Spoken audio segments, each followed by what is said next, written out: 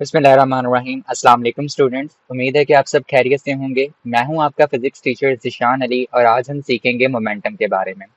तो student start करते हैं इस टॉपिक को, लेकिन इस टॉपिक को स्टार्ट करने से पहले आपको कुछ चीज़ें सिखाना चाहता हूं। ठीक है कि हमें फिजिकली मतलब पता होना चाहिए कि मोमेंटम फिजिकली होता क्या है। ठीक है, हम मोमेंटम कहते किसको हैं।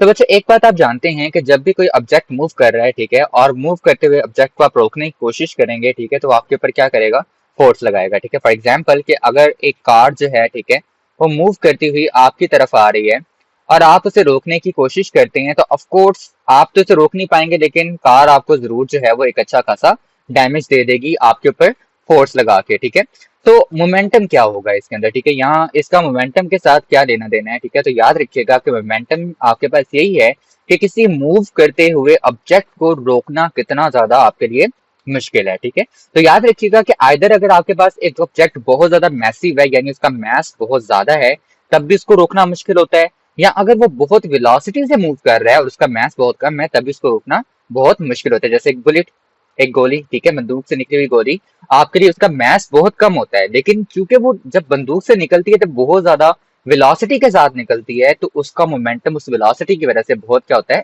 ज्यादा होता है, जिसकी वजह से आप उसे रोक नहीं पाते और वो आपको पेनिट्रेट कर जाती है। ठीक है, तो मोमेंटम आपके पास क्या होगा, momentum is the product of an object mass and velocity. ठीक है, इसको बेसिकली हम किसका नाम देंगे, मोमेंटम का। प्रोडक्ट का मतलब क्या होता है, मल्टीप्लाई करना। ठीक है, तो जब आप मास को वेलोसिटी के साथ मल्टीप्लाई करेंगे तो आपके पास क्या आएगा बच्चों, मोमेंटम आएगा। ठीक है, चलें इस मोमेंटम को हम कॉन्सेप्चुअली कुछ फिगर्स के थ्रू समझने की कोशिश करते हैं कि जब आपके पास मास और वेलोसिटी के अंदर वेरिएशन आएंगी तो मोमेंटम किस तरह से चेंज होगा। ओके स्टूडेंट, तो मैंने आपके सामने यहाँ पे एक फिगर जनरेट करवाई है, ठीक है, जिसमें बेसिकली मोमेंटम जो है उसको मैंने शो करवाया कि मोमेंटम आपके पास क्या है, कि it is equal to the mass into velocity. ठीक है, ये आपके पास मास इनटू वेलोसिटी के बराबर होता है। ठीक है, और ये तब उस ऑब्जेक्ट के पास होता है, ठीक है, जो क्या कर रहा होता है, मूव कर रहा होता है। तो सबसे पहले हम सपोज करते हैं कि आपके पास दो ऑब्जेक्ट्स हैं, ठीक है, जो कि सेम वेलोसिटी से क्या कर रहे हैं, मूव कर रहे हैं, लेकिन उन दोनों का मास सेम नहीं है। ठीक है, जैसे आप देखेंगे दो स्केट बोर्ड हैं और इनके ऊपर आपके पास दो डिफरेंट काइंड ऑफ एनिमल्स हैं, एक आपके पास एलिफेंट है और दूसरा आपके पास क्या है, एक माउस है। अब एलिफेंट और माउस जो हैं ये दोनों आपके पास क्या कर रहे हैं, सेम वेलोसिटी से मूव कर रहे हैं, लेकिन चूंकि आपके पास एलिफेंट एलिफेंट का मास जो है वो ज्यादा होगा, ठीक है, तो इसका मोमेंटम भी क्या होगा, ज्यादा होगा। तो अगर आपके पास मूव करता हुआ हाथी आ रहा है और आप कोशिश करेंगे उसे रोकने की, तो आपके लिए बहुत ज्यादा क्या होगा, डिफिकल्ट होगा। लेकिन अगर दूसरी तरफ देखें आप चूहे को, तो चूहे का मास क्या होता है, बहुत कम होता है, जिसकी वजह से उसका मोमेंटम भी कम है, तो इसको रोकना भी हमारे लिए क्या होगा बच्चों, इजी होगा। इसी सिचुएशन को हम चेंज करते हैं और अब हम कहते हैं कि अब आपके पास ऑब्जेक्ट का मास क्या है, सेम है, बट उसकी वेलोसिटी क्या होगी, वैरी करेगी। तो सपोज करें कि आपके पास एक लड़का है, ठीक है, जो कि वॉक कर रहा है। वॉक कर रहा है से मुराद ये है कि उसकी जो वेलोसिटी है वो बहुत कम है। तो अगर उसकी वेलोसिटी बहुत कम है तो दैट्स मीन कि उसका मोमेंटम भी क्या है बच्चों, बहुत कम होगा। ठीक है, तो अगर एक चलते हुए बच्चे को रोकना है तो that will be easy for you, ठीक है, आप इजीली उसको रोक लेंगे। लेकिन अगर आपके पास कोई ऑब्जेक्ट जो है, ठीक है, या एक लड़का जो है, ठीक है, आपके पास क्या कर रहा है, बहुत ज्यादा स्पीड से मूव कर रहा है, ठीक है, रन कर रहा है, ठीक है, तो उसका हाई वेलोसिटी होने की वजह से मोमेंटम भी क्या होगा, ज्यादा होगा, और इसको रोकना भी आपके लिए क्या होगा, मुश्किल होगा। तो इन दोनों एग्जाम्पल से हमें एक बात पता चल गई कि आपके पास जितना मोमेंटम ज्यादा होगा, ठीक है, उतना आपके पास बॉडी को रोकना क्या होगा, मुश्किल होगा। और इसको समझाने के लिए मैंने फनी सी एग्जाम्पल ली है, ये पिन बॉल्स हैं, ठीक है, ये पिन है और ये एक बॉल है, ठीक है, जो कि आप थ्रो करते हैं इनकी तरफ ताकि ये जो है वो गिर जाए। ये एक तरह का गेम है, ठीक है, जो कि बेसिकली खेला जाता है, ठीक है, जिसमें हम एक बॉल को कुछ पिन्स की तरफ थ्रो करते हैं ताकि वो बॉल जो है वो क्या करें, गिर जाए। अब चूंकि ये जो आपके पास बेसिकली बॉल है, इसका एक तो मास भी बहुत ज्यादा होगा, फिर जब आप इसके थ्रो करेंगे तो आप कोशिश करेंगे मैं ज्यादा से ज्यादा फोर्स लगा के इसको थ्रो करूं, इसकी वेलोसिटी बहुत ज्यादा हो, जिसकी वजह से जब ये इनके साथ जाकर टकराए तो ये क्या करें, सारी की सारी गिर जाए। ठीक है, तो अब चूंकि इसका मास भी बहुत ज्यादा है, वेलोसिटी भी बहुत ज्यादा है, तो इसका मोमेंटम भी क्या होगा बच्चों, बहुत ज्यादा होगा। तो जब ये इनके साथ जाकर टकराएगा, ठीक है, तो इन दोनों को इन सबको क्या कर देगा, गिरा देगा, क्योंकि बेसिकली इनके लिए इस बॉल को रोकना क्या है, मुश्किल है। ठीक है, ये फेंकने वाले की एबिलिटी पे डिपेंड करता है कि उसने इसे कितनी स्पीड से क्या किया, फेंका है, उस लिहाज से इसके अंदर मोमेंटम क्या होगा, जनरेट होगा। ठीक है, अच्छा इसके बाद एक और कंडीशन देखें जिसमें हम ये चाहते हैं कि डिफरेंट वेज के अंदर आपके पास सेम मोमेंटम जनरेट हो। ठीक है, तो देखें आपके पास यहाँ पर एक बहुत ही कम मैस वाली बहुत कम मैस वाली एक बुलेट है, ठीक है, जो कि बेसिकली हम गन से फायर कर रहे हैं, लेकिन इसकी वेलोसिटी क्या है, बहुत ज्यादा है। जिसकी वजह से इसका मोमेंटम भी क्या होगा, बहुत ज्यादा होगा, और इसके लिए आपको इसको रोकना आपके लिए क्या होगा, बहुत ज्यादा मुश्किल होगा। लेकिन दूसरी सिचुएशन में देखें तो आपके पास एक ट्रक है जिसका मास बहुत ज्यादा है, लेकिन उसकी वेलोसिटी क्या है, बहुत कम है, ठीक है। लेकिन चूंकि इसका मास बहुत ज्यादा है तो इस सिचुएशन में इसका मोमेंटम अगेन क्या होगा, बहुत ज्यादा होगा, ठीक है, और इसको रोकना भी क्या होगा, मुश्किल होगा। और ये दोनों सिचुएशन ऐसी हैं कि जिसमें एक का मास कम है और वेलोसिटी ज्यादा है, दूसरे का मास ज्यादा है और वेलोसिटी क्या है, कम है। तो दोनों सेम अमाउंट ऑफ मोमेंटम क्या करेंगे, आपके लिए जनरेट करेंगे, और दोनों को रोकना क्या होगा, मुश्किल होगा, ठीक है। इस फिगर में जस्ट आपको ये बताया गया है कि मोमेंटम कोलिजन्स के साथ भी डील करता है, और इन अपकमिंग लेक्चर जो है वो हम कोलिजन्स को ही क्या करने वाले हैं, डिस्कस करने वाले हैं, ठीक है। मोमेंटम आपको हर तरफ देखने को मिलेगा, ठीक है, हर जगह देखने को मिलेगा, ठीक है। तो आपके पास प्लैनेट से लेके पिंग पोंग बॉल तक, ठीक है, हर जगह जो है वो मोमेंटम के साथ क्या है, इन्वॉल्व है। सो बेसिकली मोमेंटम आपके पास दोनों चीजों पे डिपेंड करता है, मास और वेलोसिटी पे, ठीक है। अगर कोई एक चीज भी ज्यादा है तो इसका मतलब मोमेंटम आपके पास क्या है, बहुत ज्यादा है, ठीक है। नाउ अब आपके पास इन चीजों को समझना आपके लिए आसान हो जाएगा। डेफिनेशन हम ऑलरेडी डिस्कस कर चुके हैं, मैथमेटिकल फॉर्म भी हम ऑलरेडी डिस्कस कर चुके हैं, ठीक है। अब चलते हैं क्वांटिटी की तरफ, ठीक है। मोमेंटम आपके पास कैसी क्वांटिटी है, तो चूंकि आपके पास velocity is a vector quantity, ठीक है, तो आपके पास मोमेंटम भी क्या होगा, एक वेक्टर क्वांटिटी होगी, ठीक है। सो momentum is a vector quantity and it has the direction of velocity. जो डायरेक्शन आपके पास वेलोसिटी की होगी वही डायरेक्शन किसकी होगी, आपके पास मोमेंटम की होगी, ठीक है। और इसका यूनिट क्या आएगा, यूनिट आप जानते हैं, मास का यूनिट क्या है, किलोग्राम है, तो हमने केजी लिख दिया, ठीक है। वेलोसिटी का यूनिट क्या है, मीटर पर सेकंड है, तो हमने उसकी जगह क्या लिख दिया, मीटर पर सेकंड लिख दिया, ठीक है। दूसरा यूनिट बच्चों इसका क्या आ सकता है, वो है न्यूटन सेकंड। किस तरह से, सपोज करें कि आपके पास किलोग्राम मीटर पर सेकंड जो है वो किसका यूनिट है, मोमेंटम का, ठीक है। सपोज क्या करना है, इसी का यूनिट है, ठीक है। अब आपने क्या करना है कि इसके साथ मल्टीप्लाई करवा देना है, ठीक है, सेकंड को, ठीक है, और पर सेकंड को। कोई फर्क तो नहीं ना पड़ेगा, सेकंड पर सेकंड को कैंसिल कर देगा, ठीक है। तो मैंने अपने पास से क्या किया, इसके साथ सेकंड को भी मल्टीप्लाई कर दिया और पर सेकंड को भी मल्टीप्लाई कर दिया। अब अगर गौर से देखें तो इन दोनों सेकंड्स की बेसिस क्या है, सेम है तो इनकी भी, ठीक है, लेकिन मैं उसको ऐड नहीं करना चाहता, ठीक है। इस सेकंड की और सेकंड की बेसिस क्या है, सेम है, तो इनकी ये जो पावर्स है माइनस वन आपस में क्या हो जाएंगी, ऐड हो जाएंगी। तो मेरे पास क्या आएगा, kilogram metre second minus one मिलके क्या बना देंगे, -2, और साथ में सेकंड एज इट इज आ जाएगा। अब ये चीज किसका यूनिट है, आपको फोर्स याद है, F is equal to M A, ठीक है। अगर फोर्स का यूनिट निकालेंगे तो क्या आएगा, m किलोग्राम, ठीक है, मास यानी किलोग्राम, ठीक है, और एक्सेलरेशन क्या आ जाएगा, मीटर पर सेकंड स्क्वायर। जबकि फोर्स का यूनिट क्या होता था, 1 न्यूटन, यानी kilogram metre per second square किसके बराबर होता है, न्यूटन के, ठीक है। तो इसकी जगह क्या लिख देंगे, न्यूटन, और साथ में क्या आ जाएगा आपके पास, सेकंड, ठीक है। तो मोमेंटम का जो दूसरा यूनिट आपको देखने को मिल जाए वो क्या है, न्यूटन सेकंड है, ठीक है। नेक्स्ट हमारे पास इसकी डायमेंशंस हैं, तो डायमेंशंस हम इसके यूनिट से ही निकाल सकते हैं, ठीक है। किलोग्राम किसका यूनिट है, मास का, और मास की डायमेंशंस क्या होती हैं, कैपिटल एम। मीटर किसका यूनिट है, लेंथ का, तो लेंथ की डायमेंशंस आपके पास क्या होती हैं, कैपिटल एल। सेकंड किसका यूनिट है, टाइम का, ठीक है, और टाइम की डायमेंशंस क्या होती हैं, कैपिटल टी, और उसकी चूंकि पावर -1 थी तो हमने भी क्या कर दिया, -1 लिख दिया, ठीक है। याद रखिएगा डायमेंशंस को हमेशा स्क्वायर ब्रैकेट्स के अंदर लिखा जाता है। ना अब हम रिलेशन देखेंगे कि मोमेंटम का न्यूटन के सेकंड लॉ के साथ क्या रिलेशन है, ठीक है। तो उसके लिए आप अज्यूम कर लें कि आपके पास एक बेसिकली बॉल है, ठीक है, जिसका मास m है और वो वेलोसिटी वी आई से मूव करती है, ठीक है। कब, जब उसके ऊपर एक फोर्स, एक्सटर्नल फोर्स एक्ट करती है, ठीक है। एक्सटर्नल फोर्स इसके ऊपर एक टाइम टी तक एक्ट करती है, ठीक है, और उसके बाद बॉल की जो वेलोसिटी है, ठीक है, वो वी आई से चेंज होकर क्या हो जाएगी, वी एफ यानी फाइनल वेलोसिटी हो जाएगी। तो यही बातें मैंने थ्योरेटिकल फॉर्म में यहाँ पे लिखी है कि कंसिडर करें कि आपके पास एक बॉडी है जिसका मास m है और वो इनिशियल वेलोसिटी वी आई से क्या कर रही है, मूव कर रही है, ठीक है। जब उसके ऊपर एक एक्सटर्नल फोर्स लगेगी तो वो टाइम टी के बाद उसकी वेलोसिटी क्या हो जाएगी, फाइनल वेलोसिटी हो जाएगी, ठीक है। इस दौरान क्योंकि आपके पास वेलोसिटी के अंदर क्या आ रहा है, चेंज आ रहा है, ठीक है, तो आपके पास क्या होगा, एक्सेलरेशन प्रोड्यूस होगा, ठीक है, जिसको हम बेसिकली कुछ इस तरह से लिखते हैं, acceleration is equal to V F minus V I over T. बच्चों आप जानते हैं कि हमारे पास न्यूटन का सेकंड लॉ हमें क्या बताता है, F is equal to M A. अब चूंकि अभी अभी आपने देख लिया है कि एक्सेलरेशन किसके बराबर है, तो आप क्या करें, उस एक्सेलरेशन को इसकी जगह पे रिप्लेस कर दें। तो एफ बराबर आ जाएगा M into V F minus V I over T. अब यहाँ पे जो m है ये बेसिकली क्या करेगा, इस टर्म के साथ भी मल्टीप्लाई होगा, ठीक है, और इस टर्म के साथ भी क्या हो जाएगा, मल्टीप्लाई हो जाएगा। तो f आपके पास बराबर आ जाएगा m V F minus m we I over t के बराबर आ जाएगा, ठीक है। और यहाँ पे जो t है वो डिवाइड हो रहा है, दूसरी साइड पे जाके क्या हो जाएगा, multiply. So f multiply by t is equal to m V F minus m we i, ठीक है। अब बच्चों यहाँ पर आपके पास जो एम वी आई है ये बेसिकली आपके पास क्या है, इनिशियल मोमेंटम है। क्यों, क्योंकि मोमेंटम किसके बराबर होता है, P is equal to M V के, ठीक है, यही हमने पढ़ा है। अब यहाँ चूंकि हमारे पास यहाँ पे इनिशियल वेलोसिटी के लिए है, ठीक है, तो ये वी आई आएगा, ठीक है। अब चूंकि इनिशियल वेलोसिटी के लिए मोमेंटम डिस्कस कर रहे हैं तो उसका मोमेंटम भी क्या होगा, इनिशियल होगा। सेम आपके पास ये जो एम वी एफ है ये फाइनल मोमेंटम है, ठीक है, जिसको आप किससे जाहिर कर सकते हो, पी एफ से जाहिर कर सकते हो, ठीक है।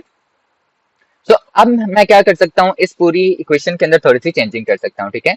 F multiply by T is equal to P F minus P I, ठीक है। और आप जानते हैं कि जब भी हम फाइनल में से इनिशियल चीज को माइनस करते हैं तो हम चेंज की बात कर रहे होते हैं, ठीक है। तो मैं इसको कैसे लिख सकता हूँ, F multiply by T is equal to delta P, ठीक है। तो आपके पास फोर्स मल्टीप्लाई बाय टाइम आपके पास इसके बराबर है, चेंज इन मोमेंटम के बराबर है, ठीक है। तो न्यूटन का आपके पास सेकंड लॉ अगेन हमारे पास ड्राइव हो गया और वो अब हमारे पास क्या शो करवा रहा है, this equation shows that the change in momentum, ठीक है, जो यहाँ पर आया is equal to the product, product किसे कहते हैं, मल्टीप्लाई को, ठीक है, ऑफ फोर्स एंड टाइम, ठीक है। ये जो आपके पास फॉर्म आ रही है, ठीक है, न्यूटन के सेकंड लॉ की, ये क्या है, ज्यादा जनरल है, it is more general than the form of F is equal to M A. तो हम न्यूटन के सेकंड लॉ को दोबारा से अब क्या कर सकते हैं, डिफाइन कर सकते हैं, ठीक है। अब उसकी जो डेफिनेशन आपके पास आएगी वो क्या आएगी, the time rate of change of momentum of a body is equal to the applied force. इसी फॉर्मूले का मैं इस्तेमाल कर रहा हूँ बच्चों, ठीक है। F multiply by T is equal to delta T, यहां से मैं फोर्स निकालना चाहता हूं तो टाइम यहाँ पे क्या हो रहा है, मल्टीप्लाई इस साइड पे क्या हो जाएगा, divide, F is equal to delta P over T, ठीक है। तो आपके पास बेसिकली फोर्स किसके बराबर आ गई, change in momentum per unit time के बराबर आ गई। ये आपके पास बेसिकली क्या है, न्यूटन का सेकंड लॉ है, ठीक है, जो ज्यादा जनरल है, ठीक है, किस लॉ की निस्बत, f is equal to M a वाली इक्वेशन की निस्बत। क्यों, क्योंकि बेसिकली ये मैथ्स के अंदर आने वाले चेंज को भी क्या करेगा, अकाउंट करेगा, ठीक है। इसकी एग्जांपल क्या ले सकते हैं कि जब आपके पास कोई रॉकेट मूव करता है, ठीक है, या आपकी बुक में मेंशन है, यहाँ पे देख लीजिएगा, जब आपके पास कोई रॉकेट जो है वो मूव करता है, ठीक है, तो जब वो आपके पास बेसिकली लॉन्च होने वाला होता है, उसके पास बहुत ज्यादा फ्यूल होता है, लेकिन जैसे जैसे वो ऊपर मूव करता है उसका फ्यूल कम होता है, उसका मास कम होता है, उसका चेंज इन मोमेंटम जो है वो क्या कर जाता है, बढ़ जाता है, ठीक है। उस चेंज इन मोमेंटम की वजह से वो ज्यादा वेलोसिटी गेन करता है ऊपर की तरफ मूव करने के लिए, यानी उसके ऊपर ज्यादा फोर्स लगती है कि वो इजिली क्या कर सके, ऊपर की तरफ क्या कर सके, मूव कर सके, ठीक है बच्चों। अच्छा, इसी चीज से हम निकल के आते हैं किसकी तरफ, आपकी एक नई टर्म की तरफ, विच इज इम्पल्स, ठीक है। इम्पल्स क्या है, इम्पल्स बेसिकली आपके पास एक तरह का कॉन्सेप्ट ही है, ठीक है, मोमेंटम का, ठीक है। कुछ केसेस ऐसे होते हैं मोमेंटम के जिनमें जो अप्लाइड फोर्स है वो कांस्टेंट नहीं रहती, ठीक है, और वो एक्ट करती है for a short time interval. इसको समझने के लिए वो कहता है कि आप क्या करें कि एग्जांपल लें एक क्रिकेट बॉल की, ठीक है, जिसको आप हिट कर रहे हैं किसके साथ, बैट के साथ, ठीक है। तो वहां पे वो कहता है कि आपके पास जो फोर्स है, ठीक है, वो क्या करेगी, वेरी करेगी फ्रॉम इंस्टेंट टू इंस्टेंट, लम्हा बा लम्हा, ठीक है। इस कोलिजन के दौरान, इस टकराव के दौरान आपकी फोर्स क्या करेगी, वेरी करेगी, ठीक है। इस केसेस में वो कहता है कि आप डील करें किसके साथ, product of force and time के साथ, ठीक है।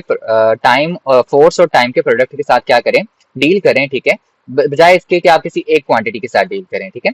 तो बेसिकली वो समझाना क्या चाह रहे हैं, बेटा आपके पास जब बॉल होती है, ठीक है, और ये बॉल जब क्रिकेट की बॉल जो है, ठीक है, जब ये बैट के साथ टकराएगी तो ये डीफॉर्म हो जाती है, ये जब बैट के साथ टकराती है तो क्या होती है, डीफॉर्म होती है, ठीक है, कुछ इस तरह की शेप में आ जाएगी, ठीक है। और ये दोबारा से, ये तो वो कंडीशन है, ठीक है, जब आपके पास बॉल टकराई नहीं, लेकिन ये वो कंडीशन है जब आपके पास बॉल जो है वो क्या करेगी, टकराएगी बैट के साथ, तो ये डीफॉर्म होगी, ठीक है, लेकिन डीफॉर्म होने के बाद दोबारा से क्या करेगी, अपनी ओरिजिनल पोजीशन के अंदर आ जाएगी, ठीक है। अब यहाँ पे हुआ क्या, जब ये टकराएगी तो ये डीफॉर्म होगी, तो इसके ऊपर जो फोर्स लग रही है वो वक्फा बा वक्फा क्या करेगी, चेंज करेगी, ठीक है, और दोबारा से क्या करेगी, बॉल को उसी पोजीशन में लेके जाएगी। यानी अगर मैं इसका कोई ग्राफ बनाऊं, ठीक है, टाइम का और फोर्स का, तो मेरे पास जो ग्राफ की शेप आएगी वो कुछ ऐसी आएगी, ठीक है। तो पहले मेरे पास फोर्स जो है वो क्या करेगी, इंक्रीज करेगी, फिर क्या करेगी, वो टाइम के साथ डिक्रीज करेगी, जो इस बॉल के ऊपर लग रही है, ठीक है।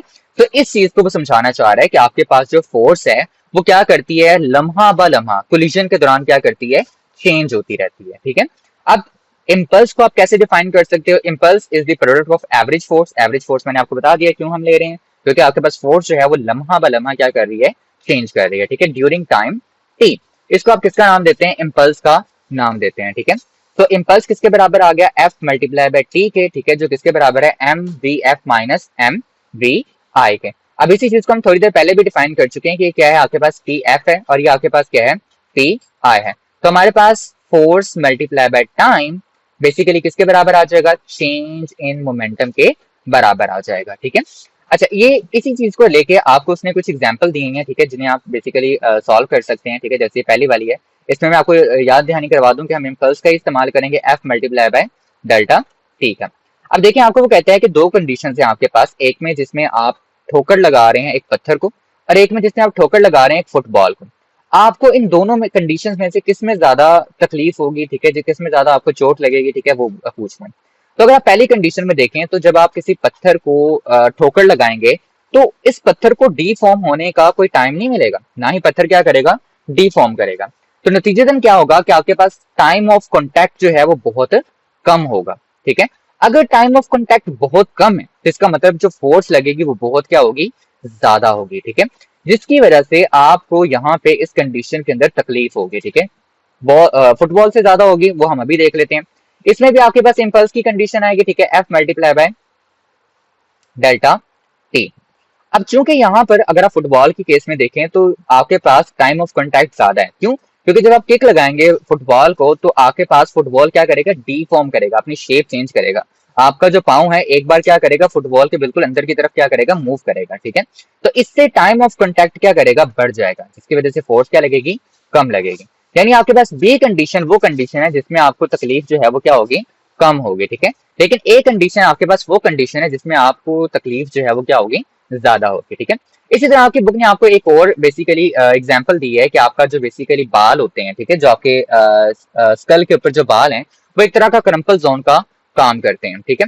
वो इस तरह से आपको एग्जांपल देता है कि आपके पास एक 5 न्यूटन की फोर्स जो है, ठीक है, वो इनफ है आपके गंजे सर को फ्रैक्चर करने के लिए। यानी आपके सिर पे कोई बाल नहीं है ना, तो 5 न्यूटन की फोर्स जो है वो इजीली क्या कर देगी, आपके स्कल को फ्रैक्चर कर देगी। लेकिन अगर आप क्या करें कि अपने जो बेसिकली आपका जो सिर है, ठीक है, वो बालों से और स्किन से भरा हुआ है, ठीक है, तो 50 न्यूटन तक की फोर्स चाहिए आपके स्कल को फ्रैक्चर करने के लिए। अब देखें पहले केस में क्या था, पहले केस में ये था कि आपके सिर के ऊपर कोई बाल मौजूद नहीं थे, ठीक है, तो जिसकी वजह से आपकी सीधा हड्डी के साथ कांटेक्ट बनना था, तो वहां पे डिफॉर्मेशन बहुत कम होनी थी, यानी टाइम ऑफ कांटेक्ट बहुत कम होना था, तो फोर्स जो है वो ज्यादा लगनी थी, जिसके फ्रैक्चर में होने के चांसेस क्या थे, ज्यादा थे, ठीक है। जबकि दूसरे केस में देखें तो आपके पास जो बेसिकली हेयर्स हैं, ठीक है, जो स्किन है और हेयर है, ये आपके लिए टाइम ऑफ कॉन्टैक्ट क्या कर देते हैं, बढ़ा देते हैं। जो भी चीज आपके साथ टकराने वाली है, जो भी 50 न्यूटन का वजन जो है वो टकराने वाला है आपके साथ, ठीक है, वो टाइम ऑफ कॉन्टैक्ट को बढ़ा देते हैं, ठीक है, जिसकी वजह से आपके स्कल की तरफ से जो फोर्स लगती है वो बहुत क्या हो जाती है, कम हो जाती है, ठीक है, और फ्रैक्चर होने के चांसेस क्या होते हैं, कम होते हैं, ठीक है, जब आपका सिर जो है वो क्या हो, बालों से ढका हो एज कम्पेयर टू कि वो गंजा हो, ठीक है। इसी चीज को समझने के लिए बच्चों में आपको कुछ और एग्जांपल्स दिखाना चाहता हूँ। इन एग्जांपल्स को देखें जिसमें आप एक गाड़ी चला रहे हैं और आपकी गाड़ी सडनली क्रैश कर जाती है, ठीक है, तो होगा क्या यहाँ पर, ठीक है, आपकी मोशन में चेंज आ रहा है, ठीक है, ये भी आपने याद रखना है, ठीक है। तो बेसिकली आपके पास होगा क्या, होगा ये कि आपके पास चूंकि अगर आप विदाउट एयर बैग हैं, ठीक है, तो आपका जो हेड है, ठीक है, वो क्या करेगा, सीधा स्टेयरिंग के साथ जाके टकराएगा, ठीक है। जब वो स्टेयरिंग के साथ जाके टकराएगा, ठीक है, तो उसका जो टाइम ऑफ कॉन्टैक्ट है, ठीक है, वो आपके पास क्या होगा, कम होगा, ठीक है, तो फोर्स ज्यादा लगेगी, ठीक है, और आपके इंजर्ड होने के चांसेस क्या होंगे, ज्यादा होंगे।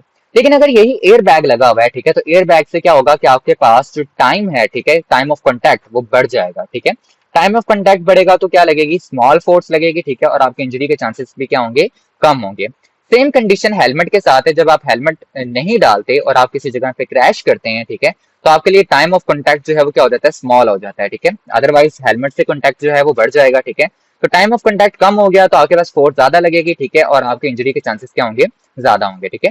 लेकिन अगर यही आपने हेलमेट डाला हुआ है, ठीक है, तो आपके पास टाइम ऑफ कॉन्टैक्ट जो है वो क्या हो जाएगा, कम, आपके पास ज्यादा हो जाएगा, ठीक है, ज्यादा टाइम ऑफ कॉन्टैक्ट होने की वजह से आपके पास फोर्स क्या लगेगी, कम लगेगी, ठीक है, और आपकी इंजरी के चांसेस भी क्या होंगे, कम होंगे, ठीक है।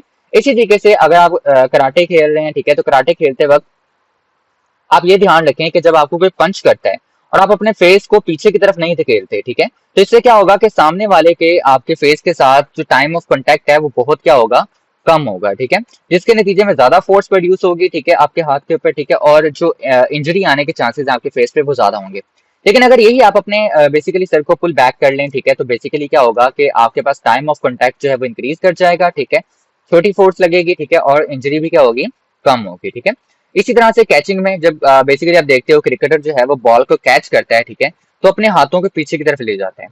अगर आप अपने हाथों को स्टिफ रखते हो तो इसका मतलब आपने टाइम ऑफ कांटेक्ट क्या कर दिया, बॉल के साथ कम कर दिया, ठीक है, तो एक ज्यादा फोर्स लगेगी, ठीक है, और आपको क्या होगी, ज्यादा तकलीफ होगी, ठीक है, बॉल को पकड़ते हुए। लेकिन अगर यही आप क्या करते हो, बॉल को पकड़ते वक्त अपने हाथों को पीछे की तरफ धकेल लेते हो, ठीक है, तो आपके पास लॉन्गर टाइम ठीक है, ज्यादा टाइम ऑफ कॉन्टैक्ट हो जाएगा, ठीक है, फोर्स स्मॉल लगेगी, ठीक है, और इंजरी के चांसेस क्या हो जाएंगे, कम हो जाएंगे, ठीक है। तो ये सारी की सारी बच्चों एग्जाम्पल थी जो रियल लाइफ सिचुएशन में आपको इम्पल्स से रेलेवेंट देखने को मिलती हैं। तो ये बात आपने याद रखनी है कि आपके पास इम्पल्स जो है, ठीक है, वो किसके बराबर है, एफ क्रॉस टी के, and also it is equal to the change in momentum, ठीक है। उस फॉर्मूले के अकॉर्डिंग ये चेंज इन मोमेंटम के भी क्या है आपके पास बराबर है, जो कि क्या था, P F minus P I, ठीक है। अब ये क्यों आ रहा है, इसकी याद आपने याद रखना है कि चूंकि आपके पास चेंज इन मोमेंटम आ रहा है इस वजह से, क्योंकि वेलोसिटी जो है वो वेरी कर रही है, ठीक है। इसके साथ साथ स्टूडेंट आपकी बुक के अंदर एक एग्जांपल दी गई है, ठीक है, जिसमें वो कहता है कि एक 1500 किलोग्राम कार जो है has its velocity reduce from 20 metre per second to 15 metre per second in 3 second. आपके पास एक गाड़ी है जिसका जो बेसिकली मैस है वो 1500 किलोग्राम है, ठीक है, और वो अपनी वेलोसिटी को रिड्यूस करती है, ठीक है, 20 मीटर पर सेकंड से 15 मीटर पर सेकंड के अंदर, ठीक है, कितने टाइम के अंदर, 3 सेकंड के अंदर, ठीक है।